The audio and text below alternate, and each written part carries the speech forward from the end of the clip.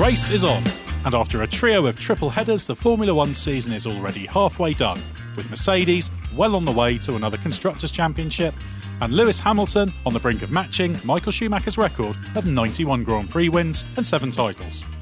With 9 races and 11 weeks monopolising podcast time, we're taking this chance to answer your questions on the season so far. I'm Ed Straw, and joining me to provide some answers are Scott Mitchell and Glenn Freeman. Glenn, it's been a while since you've been on the F1 podcast, but we've secured a loan deal to get you over from Bring Back V10s for this week. How's Season 2 been going?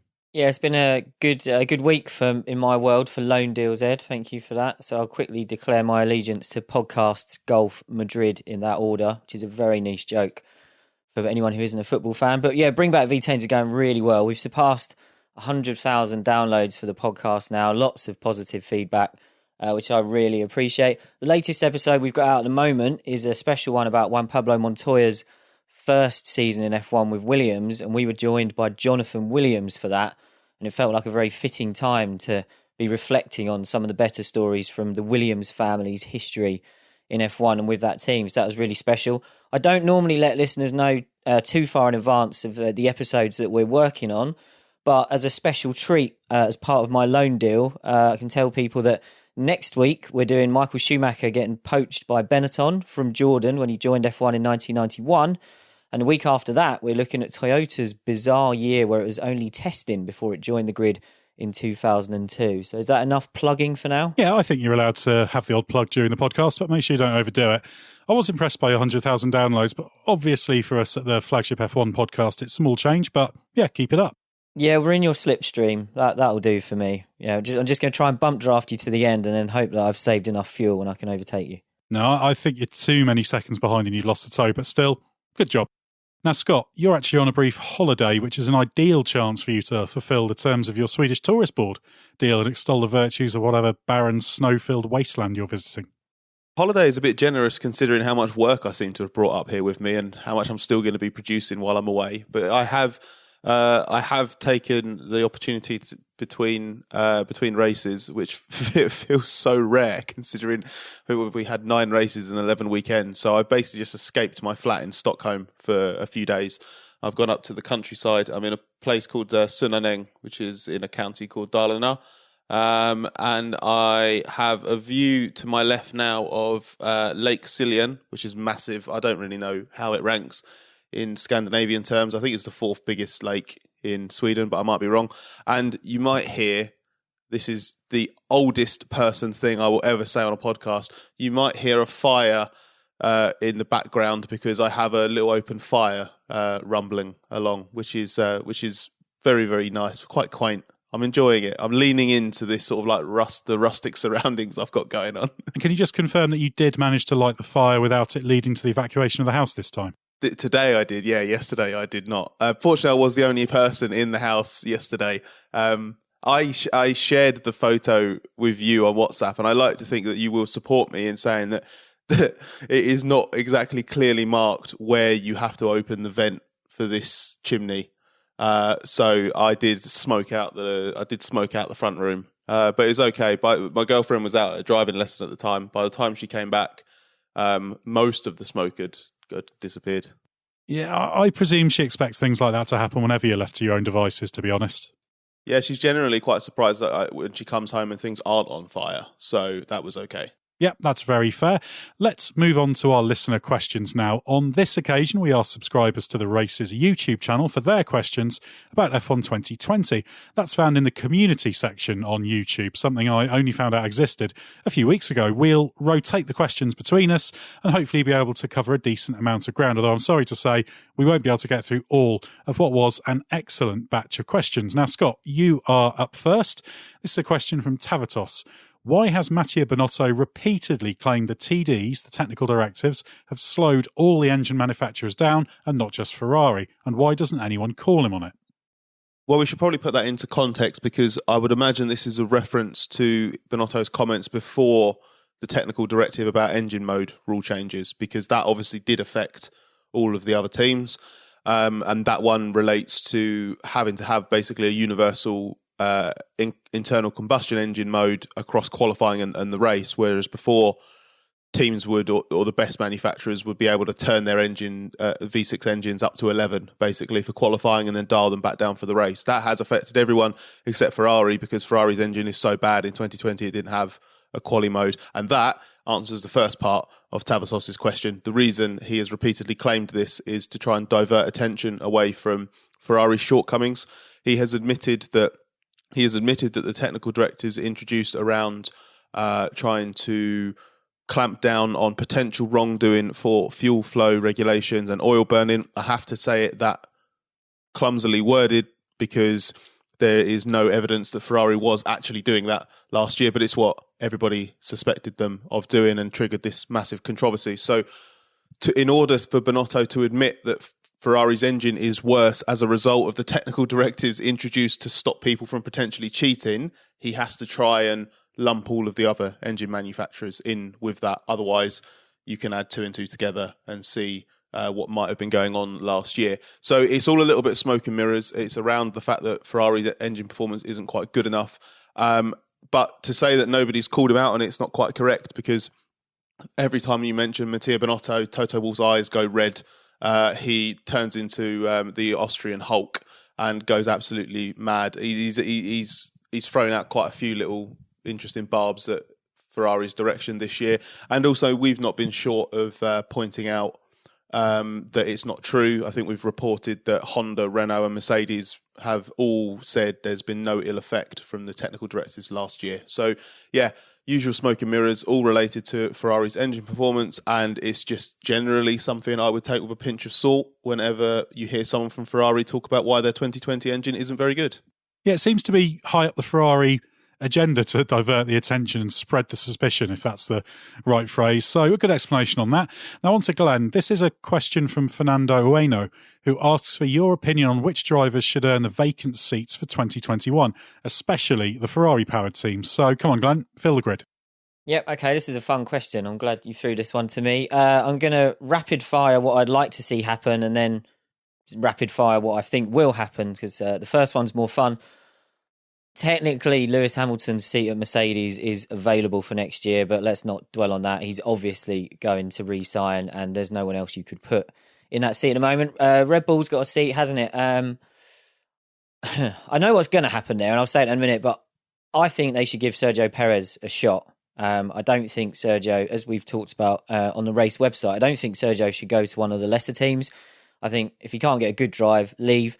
And Red Bull should give him a go, be the perfect backup to Verstappen. The Ferrari-powered teams, Haas, I do think they need a change. They've got their own troubles, but I think freshening up that driver lineup would help. I'd keep Magnussen and would put Hülkenberg in there. You know, he showed with his Racing Point cameo this year that he's worth another go. Alfa Romeo, this is fun. I would keep Raikkonen and ditch Giovinazzi. I think Giovinazzi's had his chance now and shown that he's not up to it. If Mick Schumacher wins F2, let's get him in the car and find out if he's any good. Because if Ferrari promotes a different junior before him, there's going to be constantly this Mick-shaped shadow over that seat. Being like, well, they're going to put Mick in at some point. They're going to put Mick in. So why not do Mick first, find out if he's any good, and then we can move on. Because, you know, as I think you talked about in a recent podcast, Ferrari have a wealth of great juniors at the moment. But if Mick's going to get his chance at some point, let's just do it. My more serious version, Mercedes will keep Hamilton. I think Red Bull will keep Albon. And then Tsunoda would replace Kvyat at AlphaTauri.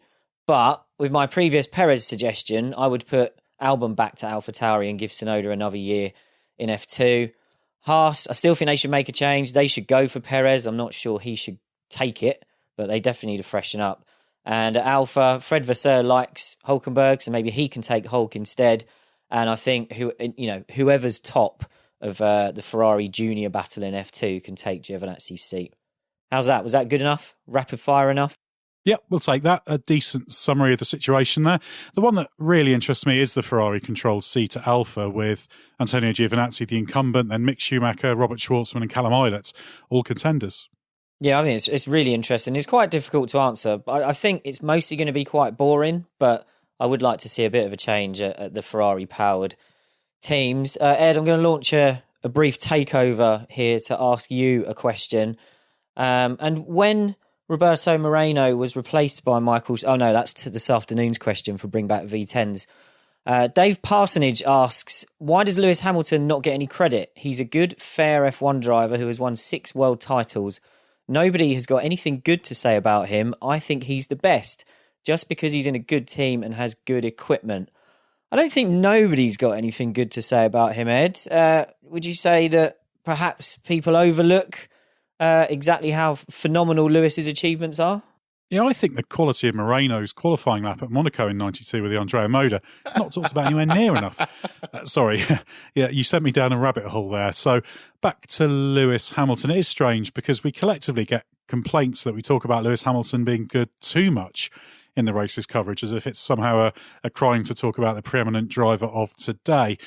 If it was 1990 and people said, oh, you bang on too much about Ayrton Senna, or it was 1985 and, oh, you bang on about Alain Prost too much, or, oh, it's 1957, stop talking about Juan Manuel Fangio, I don't think that would stand up as a criticism. The trouble with Lewis Hamilton is it is just the same old. What he delivers, what he produces, it's that same old brilliance, but you cannot escape the fact that it ceases to be a surprise or a revelation when it does happen. We've had a few post-race podcasts where Hamilton's won, where we've ticked off the race at the front relatively quickly, because that's not actually been offering us great complexity in the way he's done it, because he's executed the race so superbly. So in general, though, it is really important when you've got a dominant force like this to appreciate it. Of course, we'd all prefer a greater level of competition and for Hamilton to have to race hard wheel to wheel every weekend. But it is, I think, important to appreciate just how good a driver like Lewis Hamilton is. He is an all-time great. He's in the debate with that upper tier of drivers, maybe the handful of greatest Grand Prix drivers that we've ever seen. I can understand how people get bored of hearing that same stuck record almost, but we should absolutely hail his success and celebrate his brilliance. What I would say is, how much would people love to jump back 20 years and watch Michael Schumacher in his pomp? And often these genius drivers are only fully appreciated in retrospect. And that's why I think it's important to appreciate and enjoy what Hamilton's doing, even if the storyline is predictable. And I don't actually think that there's too much running him down. Maybe there is among certain fans of other teams and drivers. I don't know. But I think if you look at the wider, say, media coverage across the board, which obviously varies massively from publication to publication, there's a fair bit of credit for him. And I don't think we underestimate certainly how central he is to that team. The true greats just do make the extraordinary look mundane. I wanted to just dive in on what Dave said about the good team and good equipment, because one of the things that I don't think Hamilton gets enough credit for is the role he's played in Mercedes' enduring dominance. It's really easy to dismiss him because he's got the best car and he's in the best team. But I just think that enough time has passed now that Schumacher's Ferrari era is looked back on as, oh, look at everything Michael did to create that and then keep it going.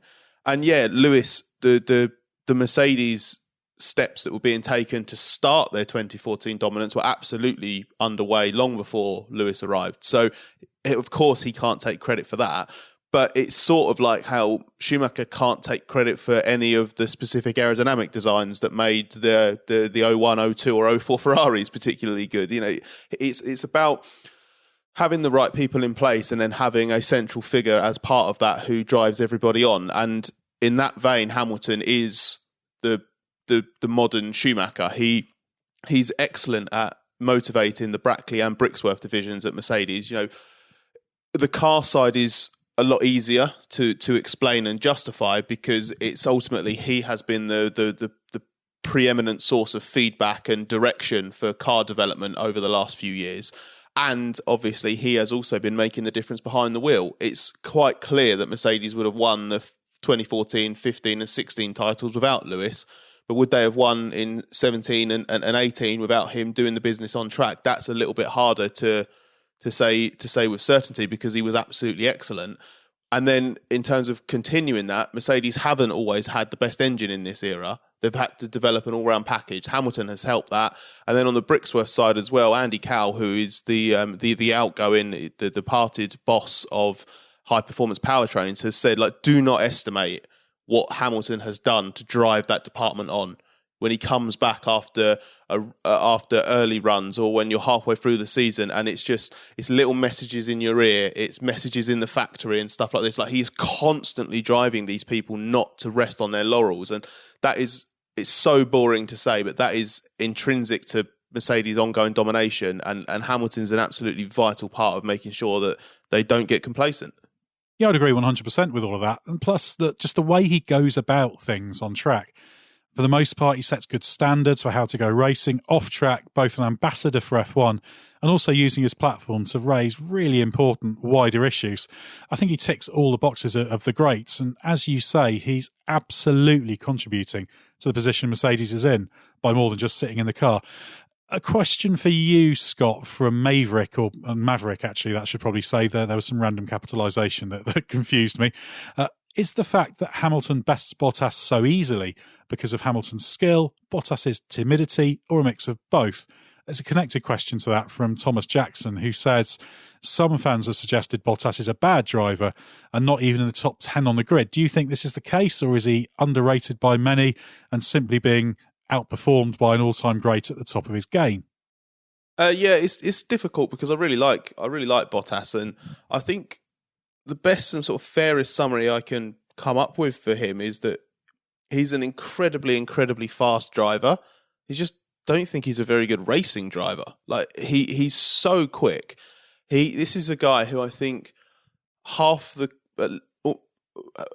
4 or 5 of the qualifying sessions we've had this year, I think he's lost pole by less than a tenth, against a guy who has 95 poles now in Formula One. That's pretty good. If you go back through history, the most dominant drivers, the number one drivers, the guys taking all the poles, being within a tenth of that is absolutely no shame. The problem is that he just doesn't do anything on race days. He keeps backing out on the first lap, and when you see him drop into the pack, you're always sort of waiting for, like, it's almost like he's waiting for the chance to drive past rather than have to overtake. And when he's behind Hamilton on track, I never really get the feeling that he's actually going to do anything.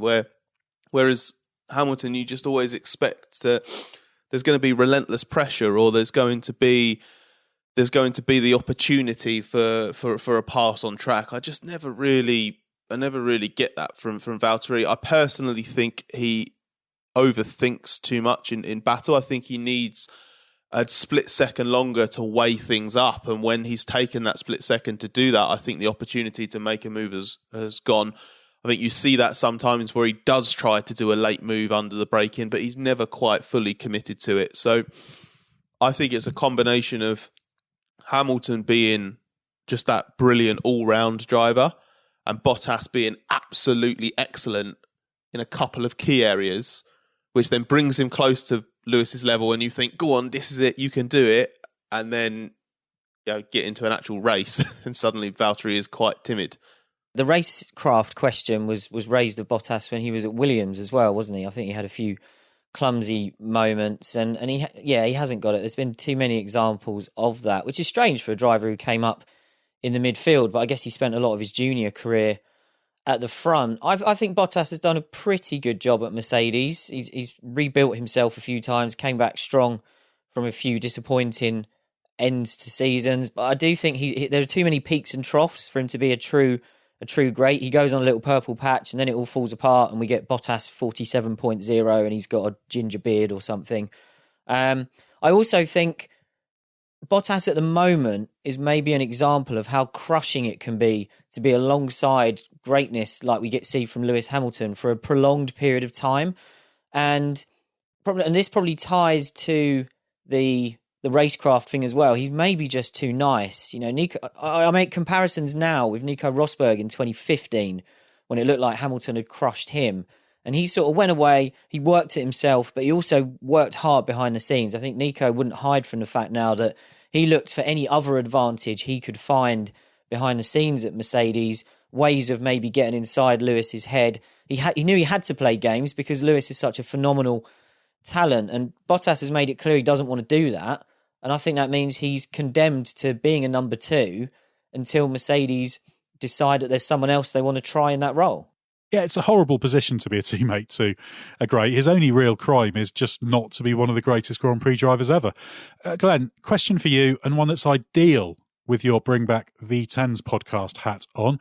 What do you miss most from the 2000s decade of Formula One? That's from Denny Rackmansja. V10 engines, surely, for the first half of the decade anyway. Or Jacques Villeneuve, if we want to stay as obvious as possible.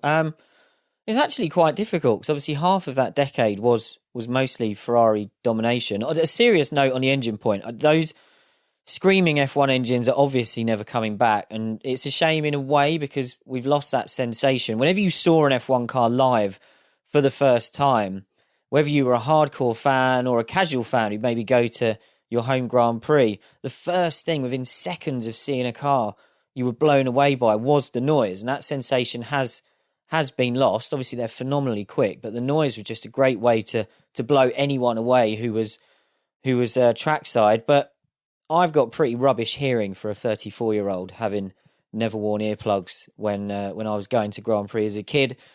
So it's not necessarily a bad thing that they've gone away. There's nothing too specific from that era that I would definitely bring back.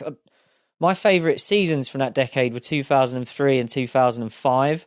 Those are obviously the seasons where we had last-minute rule changes designed to disrupt Ferrari. And I think it's symptomatic of actually what we want is close competition.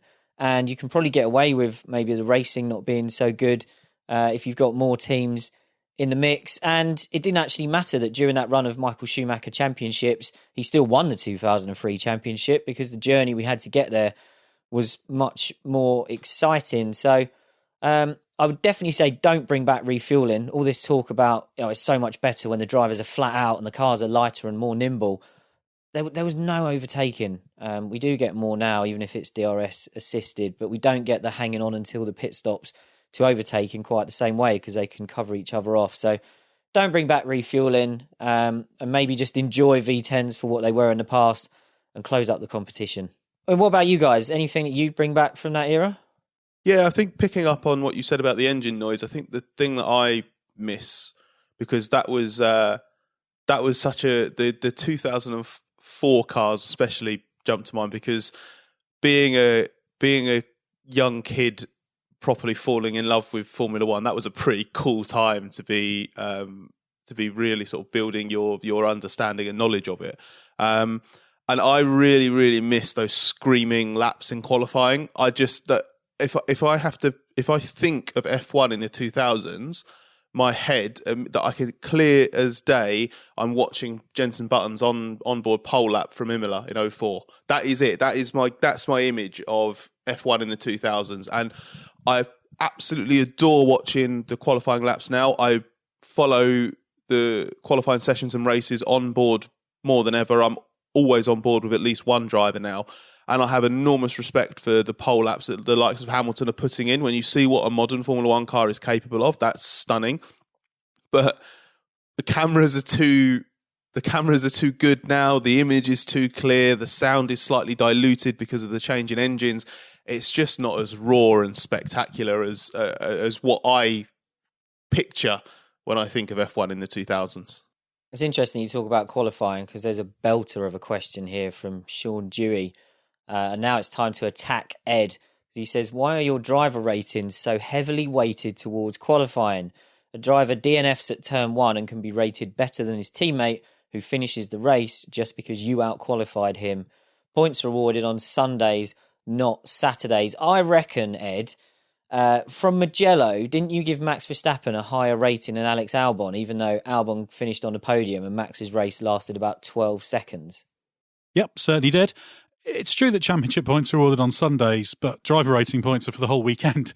The reasoning is that the driver's job is to get the maximum potential out of the car. So you have to work out as best you can what you think the potential of the car is on a given weekend. See what the drivers did, what happened to them, what external factors impacted them, what they did right, what they did wrong. Qualifying's so important because it is effectively lap zero of the race, and it plays a big part in defining what you can do on Sunday. You could qualify on pole and you don't have so much to do to win, But if you qualified 15th in the same car and charged through to 6th, well done, but you've got a car that could have been on pole and won the race. So by definition, you have not performed so well. If that's entirely down to factors within your control, then yeah, that does mean that you'll be evaluated a little bit differently. The question of DNFing on the first lap, let's take Verstappen and Albon as you suggested. Verstappen out-qualified Albon over 4/10. He made a great start. He would have been comfortably ahead of Albon had the race gone on, but he had this engine problem and was taken out by the accidents from behind that he had no part in. And as I say, he'd have beaten Albon pretty emphatically in the race. So clearly Verstappen did a better job. I don't think there's any arguing that.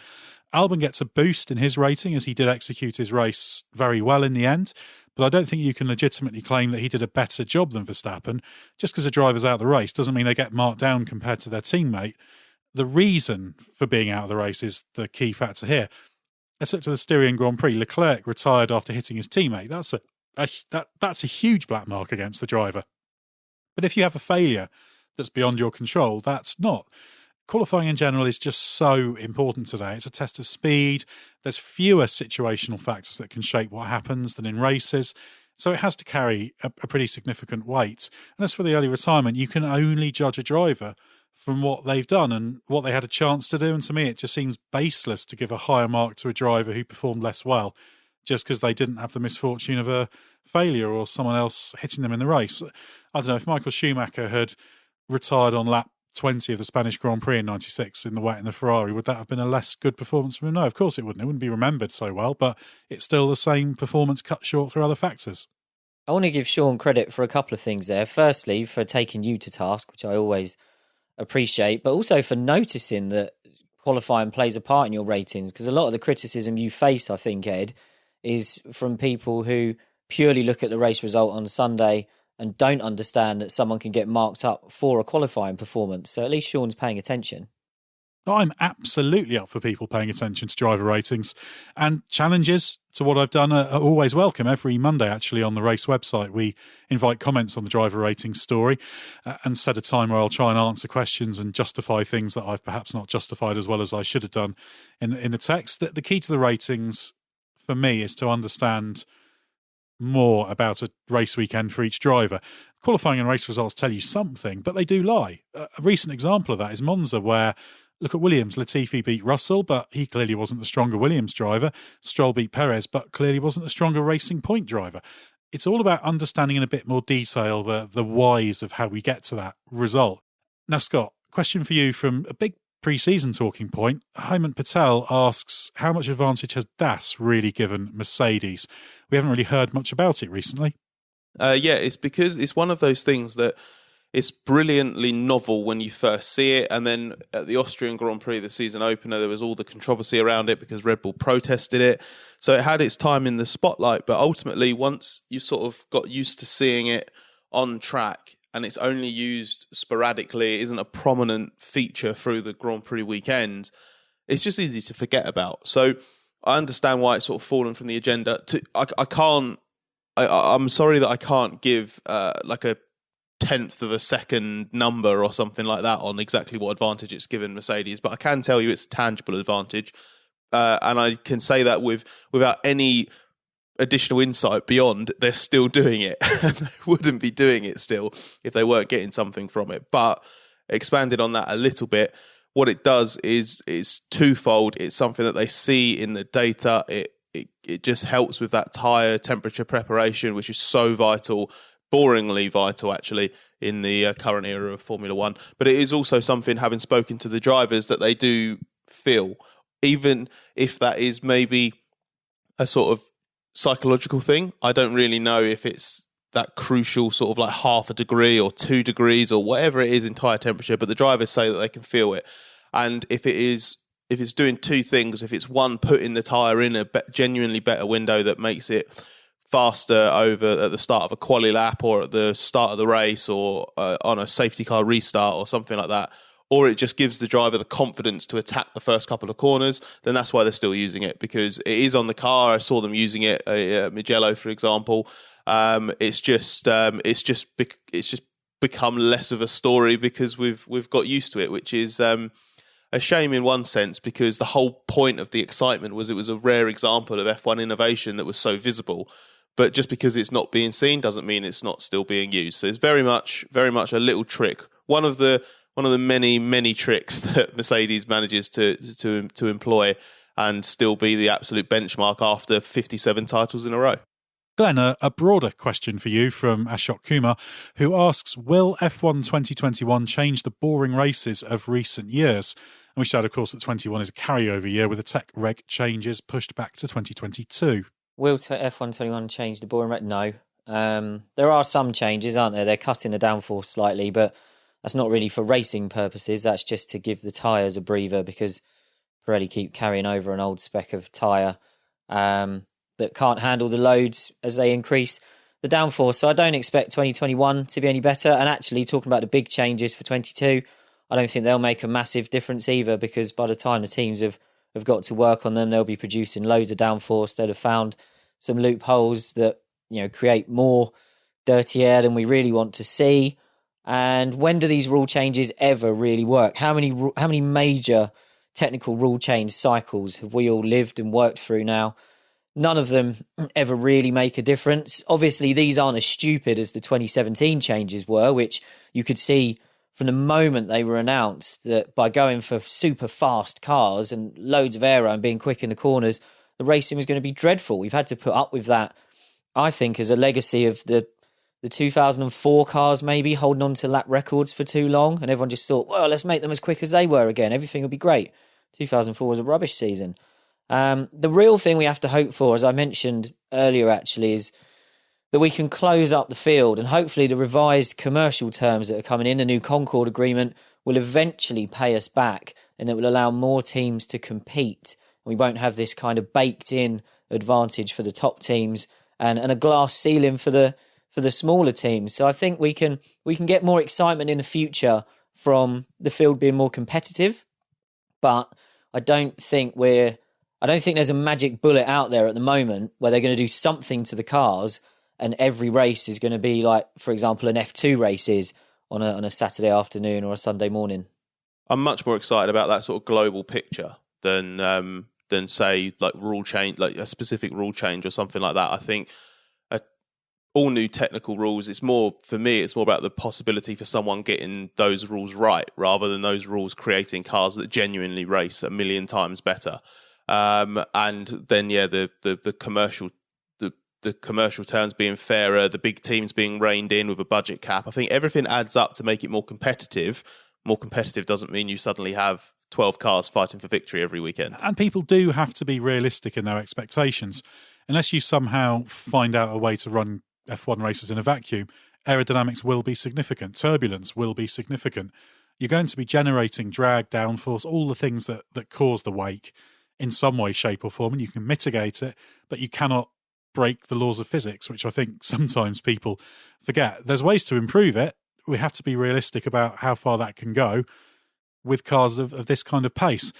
I am pleased, however, the commercial terms have improved, because that's been a massive influence in crystallising this two-tier F1 we've seen in recent past, and I hope it brings back what I like to call social mobility in F1, where a lesser team can realistically aspire to become a bigger team without spending absurd hundreds of millions a year after year after year to catch up.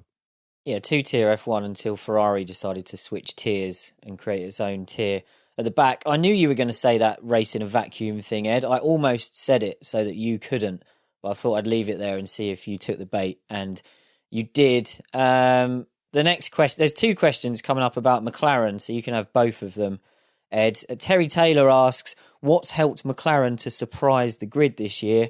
And Tom Kearney asks, what do you think are McLaren's chances of winning the title I'm not soon? sure they've been a massive surprise in that McLaren has built on its step forward of last year. Third in the Constructors' Championship, really should be fourth, but Racing Point had that 15-point deduction for the illegally designed rear brake ducts. But McLaren is fourth fastest on average. They've got a reasonably consistent car, not the most consistent, but reasonably. They did spring a big surprise at Monza, where they were genuinely the second fastest car. By rights, should have won the race once Lewis Hamilton hit trouble. So it's really that progression from last year, all going back to the rude awakening of the switch from Honda to Renault engines that led to some big changes in the way the team operated. The raw materials were there, but it takes time to get things right, and it's still an ongoing process. They're pretty good at executing races. The odd pit stop problem, bit of unreliability here or there happens regularly in Q3. Decent pair of drivers. In terms of winning the title, 2022 is the obvious target because that's the technical regs reset. But there's also some big long-term capital investment projects on the sidelines to build the infrastructure of the team, tackling weaknesses that have been there for a long time. Going back to the days when McLaren was setting the pace 2 decades ago, when it was at the front on these technologies, it's kind of fallen back behind. Got a new wind tunnel coming, a new driver in loop simulator. They're bolstering their production facilities. Lots of good strategic long-term moves that will pay off. While all this is happening, the team itself is trying to boost its aero understanding, really looking at that fine detail, what I call the underlying science of making a Grand Prix car fast, and just trying to get every part of the team working well. It's on a trajectory now that realistically could lead back to race wins and even the title, but it's not just going to be around the corner. It takes a long time. And this is a team that, however, can keep putting one foot in front of the other. And if you keep doing that, pointing in the right direction, eventually you'll get there. They've got good leadership from Andreas Seidel, James Key on the technical side, Zach Brown. Eventually, I think they can get there. We just don't know how long this timeline will be. Back to you for the next question. Scott, is there any chance of new teams entering F1 with a new $200 million payment to make to the existing teams, even with the introduction of a monetary cap? Well, if Big Gucci goes to therace.com and doesn't forget the hyphen, he'll be able to read my thoughts in depth on this subject. But he can watch a video about it as well if he's watching this on YouTube. You beat me to it. Oh, there we go. Excellent. Glenn has fulfilled his contractual obligations on King this of podcast. Plugs. I think there is. I just think it's going to serve the exact purpose it's intended, in that it will have to be a really serious organisation, and that doesn't necessarily mean a team with the clout to front up $200 million plus the many millions that will be required to set up and then run that race team, because there is an option within that agreement for Liberty and the teams to revise or eliminate that number. So if you had Porsche, for example, and I'm using Porsche deliberately because they were the example that changed the 25 million euro, I think it was, premium that Formula E put in on their 12th team spot a couple of years ago. Let's say Porsche suddenly wanted to add a Formula One program, then first of all, they might well have the financial resource required to just pay that fund anyway. But it's also the sort of brand getting involved that would boost F1 in other ways, and therefore F1 and the teams could say, well, do you know what? This is going to be worth the little hit that you're going to take from the prize money, with another team being involved and sharing the pot, because it's going to increase the popularity of Formula One in Germany, or it's going to make Formula One more marketable in other parts of the world, and therefore we will all gain as a result of that. So this is not a death knell to serious Formula One teams or serious aspirations, serious entries. It's a death knell to chances that have littered Formula One through its history and would only come out of the woodwork in their droves as we head into a new era where it's cheaper than ever to potentially run a successful Formula One team. So I think this is absolutely necessary. I think the analogy that I used in the piece that I've written on the website is that it's not about locking the door to F1 and throwing away the key. It's just basically putting a pretty big burly bouncer on the door and making sure that only the right people come in, the right team enters the grid. So I think this is the right thing to do. Would I have a $200 million entry fee permanently? I don't think so. I think once the F1 ecosystem has evolved to the point where the teams are protected, secured, competitive, and well run and well established, then I think you could look at maybe adding that 11th team to the grid, maybe the 12th team as well. But you need to make sure the ecosystem can actually survive with 10 teams before you start adding an 11th or a 12th. Yeah, that's the thing. We've criticised F1 for not being responsible as a collective financially. And while this is a protectionist move, there are rational arguments for it. And I can't blame teams being concerned about preserving their financial position. I do hope the teams in F1 and the FIA will be open to facilitating the entry of a new team that really would benefit Formula One, that would be credible, because that's what Formula One needs to do. It could potentially mean the teams are sharing having a slightly smaller share of a bigger revenue pie, as it were, if it continues to help the growth of F1. Glenn, on to you with a question from Ganapathy Subramanian, who says, who do you think will stop the Mercedes dominance like Fernando Alonso did to Ferrari in 2005? And when do you think Mercedes domination will end? Oh, what a question. I sort of worry that it won't end and that nothing can derail them until they've decided that they've had enough. I mentioned earlier, didn't I, that kind of we had some knee-jerk rule changes, which are very much the brainchild of Bernie Ecclestone to derail Ferrari during the early 2000s. In 2003, it didn't quite work, but we got a closer season. In 2005, with the tyre rule changes and some downforce stuff, it did. But Mercedes has proven through some rule changes we've had recently that they're so much better than everyone at dealing with those rule changes anyway. I wouldn't necessarily say that anything like that would even derail them now. Maybe someone can get lucky in the first year of 2022, which I think Scott mentioned earlier. It could just be that if someone really hits it, they can maybe just do enough to beat Mercedes. But even if that happened, I would then back Mercedes to get it right for the second year and to start winning again in 2023. Something else that could derail them, maybe when Lewis leaves. But I already feel there that if they haven't got a ready-made replacement, if they decide that George Russell or anyone else isn't ready to fill Lewis's boots, I think they'll just go and get Max Verstappen. Even if it's really hard to get him out of his Red Bull contract, Verstappen's camp will find a way to do that. I can imagine that Max's contracts probably have clauses in them as well. So I fear that it may be here to stay. And it always feels like that when you can't necessarily see light at the end of the tunnel. So maybe I'm wrong. I would love to see someone else win. Got nothing against Mercedes. They do the best job. They're winning because they deserve it.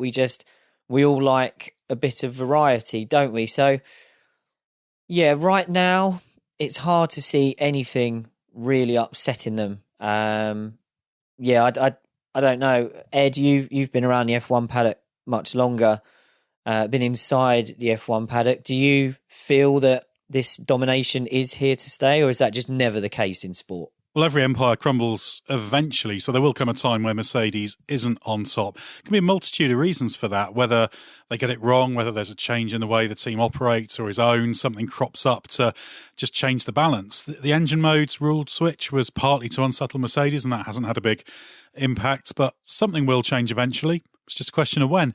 In the midst of the dominance, it always seems like there's no end. When Ferrari dominated at times, it seemed like it would go on forever. In fact, Glenn, you did a Bring Back V10s episode on what happened in 2005 to bring down Ferrari. And then, of course, when Red Bull dominated, that seemed endless too. These periods last longer now, and it does make them feel even more locked in. This is an unprecedented 7 years of domination for Mercedes, so it's just a question of what changes to cause it to fall. External factors, internal factors, someone else managing to do a better job. It'll happen one day. Which day, we don't know. They're an absolutely outstanding racing team, one of the great Formula One teams in all of history. Yeah, and I think we've got to say that it's not Mercedes' fault, really, that they keep winning. They're not the bad guys here. The bad guys are the teams who have similar resources, who haven't done a good enough job. We obviously know what Ferrari's problems are now, and they've been a bit all over the place during this Mercedes era of dominance. I kind of get increasingly disappointed with Red Bull, because every year Red Bull seems to come out the blocks and go, oh, we haven't quite got this car right. Oh, we'll work it out. Oh, Max wins some races towards the end of the year. Yeah, we're going to be really good next season. And then Mercedes moves the game on and Red Bull can't keep up. So I've become increasingly frustrated with Red Bull during this era. It's very easy at the beginning to blame it all on Renault, and now they've got a great engine partner in Honda. And I think we are seeing that Mercedes keeps raising the bar just that little bit more, and Red Bull is perhaps being exposed a little bit. But I did mention George Russell earlier, Ed, and there's a question from Damien Chua who asks what you think of George Russell's potential. He says we've seen him sort of crack under pressure this year when he botched the start, which I assume is a reference to the restart at Mugello when he was in the hunt for points. Damien says, look at Gasly, he can perform under pressure. Will Mercedes choose George in the future, given his experience of being under pressure?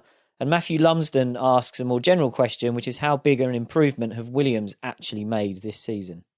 Let's take the second part first. The best way to judge performance is the percentage deficit on outright pace, as it normalises for the overall rate of progress, and that's what matters. Now, last year, Williams was 4.3% off the pace, nowhere near the midfield. This year, it's 2.958% off the pace and can go racing in the back of the midfield, although it's often the slowest car on a race day. So that's about a 1.3 to 1.4 percentage point gain. In terms of lap time, they're faster everywhere year on year, from a few tenths at Monza to 4 seconds at Spa. So Williams has made relative and absolute gains, which is a positive, but the downside is they were so dreadful that it's still really low-hanging fruit they're picking and on the shallower part of the improvement curve. George Russell, interesting question. As far as the team can tell, he executed that start in Mugello exactly as he should have done in terms of clutch, throttle, etc. And if that's down to the team's objectives and calculations not being quite right, then that's not a big negative for him. But in general, he does have some things to prove. Extremely quick, intelligent, executed the Mugello race well, and would have been 9th, maybe even 8th with a fair wind and a bit of luck. But he has made mistakes. First laps have been a weakness at times over the past couple of seasons. He needs to prove that he's not in that Bottas mould in terms of suffering occasionally in the high-stress racing moments. It's about showing he can go racing, but he's won F2, and you don't do that without being very good on that side. But if he wants to be a Mercedes driver, then the standards he's gunning for are high. He's got to nail it consistently under pressure. At Mugello, he managed his resources so well while keeping the likes of Vettel just out of DRS range. He was doing exactly what he needed to do. So he can do it under pressure. We just need to see things coming together. But it's really tough in Williams because no matter how good that car is, it's compared to last year, it's still not in absolute terms that good. Scott, here's a question from Prime Number. Do you think Red Bull is serious about AlphaTauri becoming a sister team to Red Bull, or will they always be subservient? I think there is a serious element to it. I think in Red Bull's eyes, it will always be the second team because it isn't the Red Bull team. So their priority is always going to be Red Bull Racing, especially when it's got Max Verstappen behind the wheel. So, but I don't think that means that the second team is what it has traditionally been. It will still continue to run Red Bull's junior drivers. It will still be a proving ground for Red Bull's junior drivers. That I have no doubt. But in terms of what its objectives are and in terms of what it can achieve on track, I think that is what changes. That's where it becomes a sister operation. Honda doesn't like the idea of prioritising one team over another. So the treatment from an engine point of view, it's not works team and customer team, for example. So that's quite significant. And then moving into this new era of budget caps and cost prize money distribution and whatnot, AlphaTauri is going to have a really good opportunity because Red Bull Racing can't spend all of the money that it's been spending so far, and I'm sure there will be a slight redistribution of resource so that AlphaTauri can compete at the maximum of the budget cap, which will mean its offset to its sister team will be much less. It will be, I think it will be zero. It will just come down to the expertise and experience within the team itself. So I think it will become much, much closer to Red Bull Racing, and it will have its own goals of becoming successful on track. It has its own purpose now within the Red Bull family off it as well. It is branded in the image of Red Bull's fashion company. So to promote that effectively, it needs to be as successful as possible. Whereas before, Toro Rosso was quite literally just the Italian Red Bull. It didn't, basically, it was just nothing.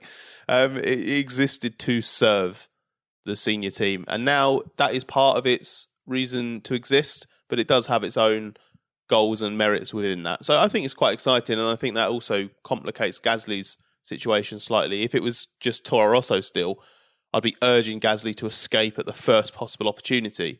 If there is a little hint or glimpse at a possibility of leading a serious project at AlphaTauri, a team that he loves and loves him, that's quite a different proposition. There's certain limitations that are always there. They're leaning on year-old non-listed parts from Red Bull. The ambition has been there for quite a while to be more than they are. So Red Bull has always liked that idea. It's going to be the second team indefinitely, but that doesn't mean they need to be seventh, does it? They can be second to Red Bull first. That would be the ideal. Now, Glenn, A driver you know of old, what are your thoughts on Kevin Magnussen, and do you think it's Haas or nothing for him? Asks Victor Christensen. That name suggests his origins and perhaps why he's interested in Kevin, maybe. Okay, yeah. I'll answer the second bit of the question first. I do think it's Haas or nothing for Kevin. But as I outlined earlier, I think that team needs to freshen up. I think Kevin is the driver that should stay. I doubt there are any other options out there at the moment, as we outlined previously. Of the seats that are remaining, I think there are other more likely contenders or even drivers that are potentially tied to or heading towards some of those teams. So I can't see anything else for him. I don't think Magnussen and Grosjean are a great partnership. I think they're too similar in the way they can be quite peaky drivers, which is maybe a polite way of saying inconsistent. But I think Magnussen's peaks are good enough, and he brings enough to the team. There is a little commercial package there as well. I think Magnussen is enough of the package to warrant staying over Grosjean. Ed, you probably look more closely at how those two drivers compare. Obviously, Magnussen's standout moment of the season, as we were discussing before we recorded, was the Hungarian Grand Prix. Do you think that aside, has he been doing much to warrant keeping his place? Well, both drivers have been erratic, even within the limitations of the car. Grosjean has been strong of late. Magnussen was stronger earlier in the season. Kevin has maybe been overdriving, going off and qualifying each of the last 3 events, and he's clearly taken that all-out attack approach.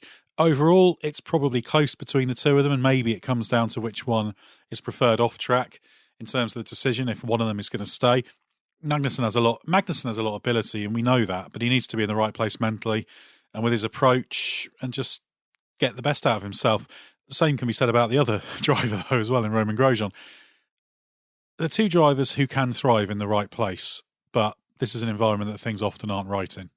Grosjean was the one they nearly got rid of last winter, wasn't it? When they looked at Hulkenberg and I think Gene decided he didn't want to pay for Hulkenberg. I heard a rumour that Grosjean actually found a little bit of money as well to make himself look more attractive. So maybe that was just because Kevin was under contract. But didn't Steiner say recently, Gunther Steiner say, that he's got a short list of 10 drivers or something?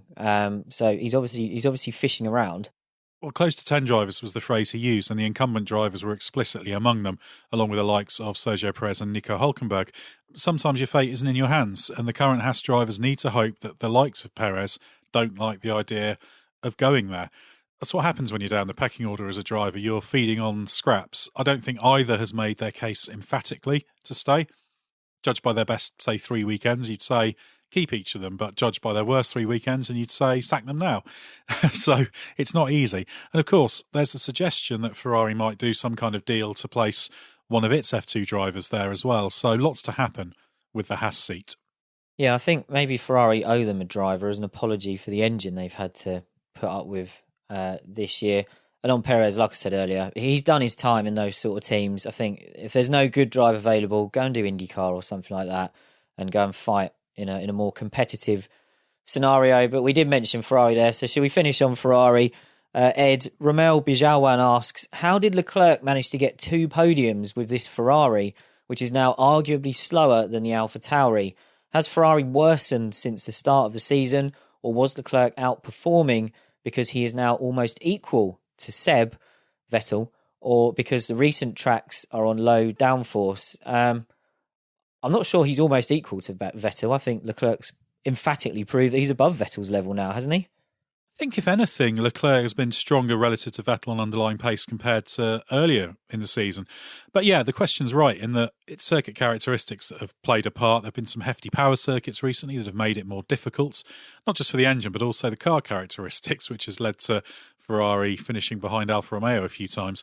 Leclerc's 2 podiums were partly down to capitalising on circumstances rather than pace. The third in the British Grand Prix was the standout. That was largely down to Leclerc's excellence, combined with Ferrari nailing a lower downforce setup that others subsequently followed, but even then they needed Bottas's tyre failure to pick up the podium.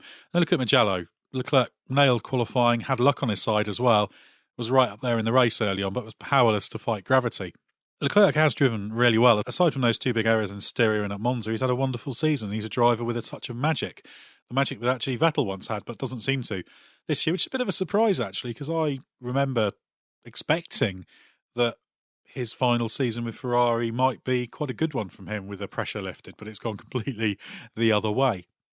I think it's been quite cool that someone like Leclerc is around to just sort of rub Ferrari's noses in it almost, because if it was sort of a constant bit of Leclerc outperforming or just wringing absolutely everything out of every single Grand Prix, he'd be flattering Ferrari, and they wouldn't be getting away with it entirely, but they might just about get away with being absolutely put through the ringer if they'd be third in the Constructors' Championship with a handful of podiums and stuff like this. But it's the fact that Leclerc has had to pull out utter heroics to grab the podiums that he's got. And then you see he goes to the next race and he's knocked out in Q2, or he has Mugello where he qualifies at the front and he runs in the top 3 early on, and then he slips back to the foot of the top 10. Because I like that, because it's giving Ferrari nowhere to hide, and you need a driver like that when you're in the doldrums like Ferrari are at the moment, because you can't trick yourselves, you can't trick anybody else. So I think it's great for Leclerc, because he's proving that even while he's got an absolute shed of a car, he's world champion caliber driver, and he's worthy of all of the hype from last year. He's justifying the reason he has become Ferrari's number one driver going forward, and has already ousted a 4-time world champion. So his reputation's not going down as a result of this season. It is putting the blame squarely at Ferrari's door and giving them a choice to make. Either you seriously look into this and address it, or you're wasting all your resource and you're wasting an incredible talent like Leclerc. Well, that's all we've got time for in terms of questions, and apologies for my long-winded answers that maybe stopped us squeezing in more of them. Do head to therace.com and don't forget the hyphen, and check out our YouTube channel as well. If you like this podcast, maybe give us a review on your podcast supplier of choice, and perhaps check out some of our other podcasts, including Bring Back V10s. Don't be put off by Glenn's constant plugs. Thanks for listening, thanks for your questions, and we'll be back with all the action from the Russian Grand Prix.